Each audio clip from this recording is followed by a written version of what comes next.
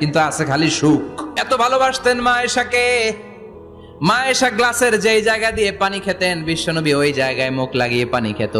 মা আয়েশা গোশতকে হাড্ডি ফেলে দিলে বিশ্বনবী ওই হাড্ডিটা নিয়ে চষতে শুরু করে দিত। এক বালতি থেকে পানি নিয়ে দুইজনে গোসল করত। আবার বিশ্বনবীর সাথে সাথে মাঝে মাঝে বায়না ধরতো, মাঝে মাঝে রাগও করত। বিশ্বনবী বলেন, আয়েশা কখন তুমি রাগ করো, কখন তুমি আমারে ভালোবাসো আমি বুঝি। মা আয়েশা বললেন, কেমনে বুঝেন? বিশ্বনবী বললেন, যখন তুমি রাগ করো তখন নামাজের পরে দোয়ার মধ্যে বলো, ও ইব্রাহিম আলাইহিস সালামের আল্লাহ, আপনি আমার উপর দয়া করেন। তার মানে তুমি রাগ করে আছো, আমার নাম নাও নাই। আর যখন আমার উপর খুশি থাকো নামাজের পরে দোয়াতে বলো, মুহাম্মদ সাল্লাল্লাহু আলাইহি ওয়াসাল্লামের আল্লাহ, আপনি আমাদের উপর রহমত করেন। তার মানে খুশির সময় তুমি আমার নাম নাও, রেগে গেলে অন্য নবী দিয়ে দোয়া সাইরা দাও, রেগে গেলে আমার নামটা নাও না।